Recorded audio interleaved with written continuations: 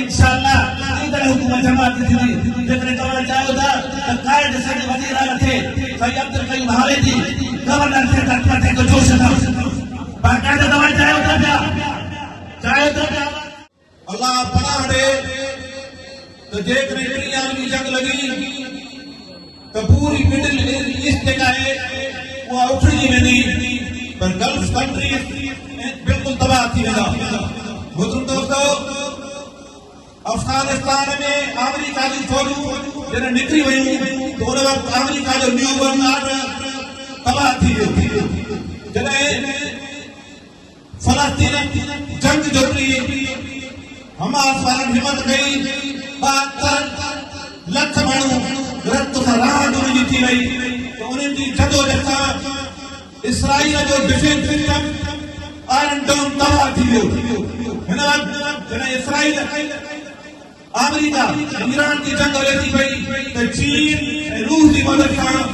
America ऐं Israel जा टोड़ा फोड़े छॾिया जेकॾहिं जंग बंद न थी थिए तो हुन जो इहा ख़्याल आहे ईरान खां बाद में ग्रेटर बलोचिस्तान ठाहियो वञे ग्रेटर बलोचिस्तान में पाकिस्तान जो बलोचिस्तान ईरान जो बलोचिस्तान ऐं अफगानिस्तान जो बलोच बेल्ट या वॾी साॻी थिए मुहतरम दोस्तों गुलाम इसराइल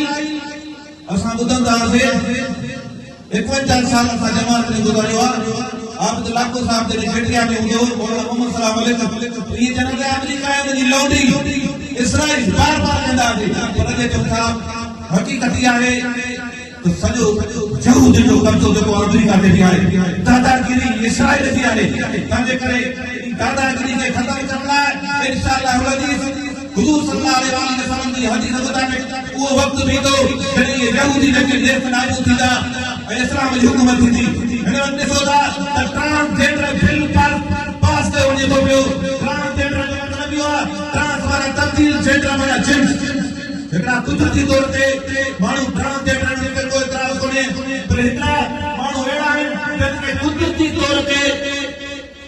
जेकॾहिं औरत आहे उनखे बंदि करण जी ख़्वाहिश थिए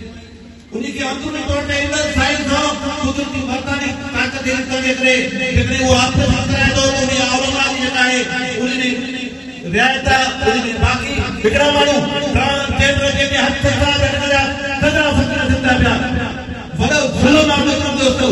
वो कानून पास करने तो देखो अमेरिका के मुल्क में बस वाली शादी करे देफत वाली शादी करे वो कानून पास करने की कोशिश कई वने थी भाई सिंध में लखे एकड़ ज़मीन मल्टीनेशनल कंपनी कढी वञे थी पयूं उहे जेके ज़मीन ॾिनी वञे थी उनखे बिजली जी सहूलियत ॾिनी वञे थी पई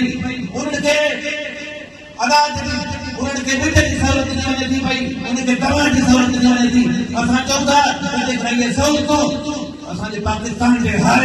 आबाद वारनि खे ॾिनी वञे त इंशाअल्लाह उहे कामयाब थींदियूं तव्हां जेकॾहिं बात मदद कयो थो जेकॾहिं तव्हां चाहियो था त जमीत उलमा इस्लाम काज चवंदो आहे इंशाअल्लाह ईदर हुकूमत जमात थी